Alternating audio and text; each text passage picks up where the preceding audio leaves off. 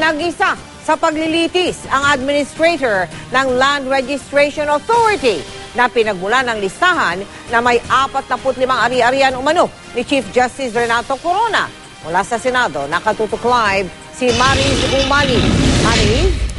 Mel, iniharap ng depensa bilang testigo sa paglilitis kay Chief Justice Renato Corona ang administrator ng Land Registration Authority o LRA na si Attorney Eulalio Diaz III. Sa kanya nanggaling itong kontrobersyal na listahan na 45 ang bilang ng mga ari-arian ni Corona na lumalabas ngayon sa pag-aamin na rin ng prosekusyon na 21 lang talaga, pero iginigit naman ng depensa na 5 lang itong pag-aari ni Corona. Kaya naman nagisa itong si Diaz na mga Senator Judge kung bakit hindi siya naging maingat sa paglalabas ng naturang listahan.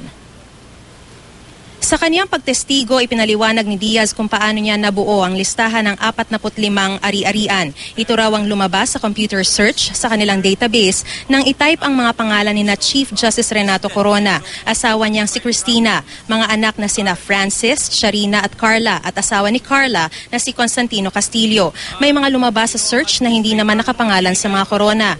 Agad daw na isinumite ni Diaz ang listahang ito kay Tupas 1 o 2 araw matapos itong hingin sa kanya ng lead prosecutor.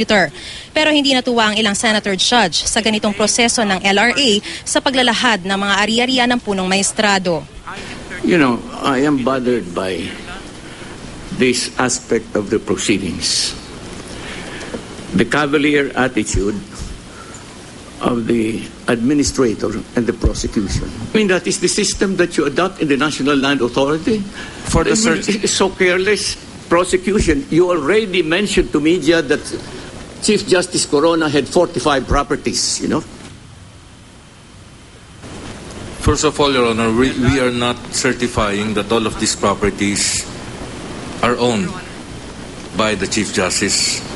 What we submitted, Your Honor, are 45 documents as we have previously presented, Your Honor. It is not our function. Sabi ni Diaz, hindi na niya sinertify nga ang mga ari-arian dahil hindi naman yun bahagi ng hinihingi sa kanila.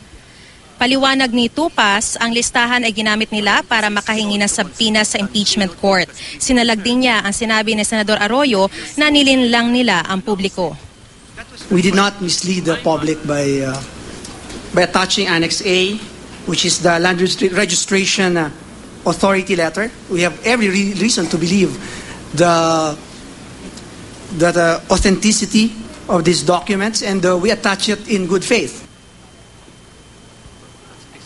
Sa pagtatanong din ni Senador Jinggoy Estrada sa testigo, lumabas na may ugnayan siya kay Pangulong Noynoy Aquino. To the President? In grade 7, Your Honor.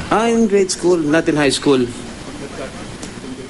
Bukas, Mel, ay nakatakdang magpulong ng prosekusyon at ng depensa bago ang pagpapatuloy naman ng paglilitis para pag-usapan at plansyahin kung ilan nga ba talaga ang ari-arian ng punong maestrado. At pinababalik din, Mel, itong si Diaz ng korte para naman sa cross-examination. Mel?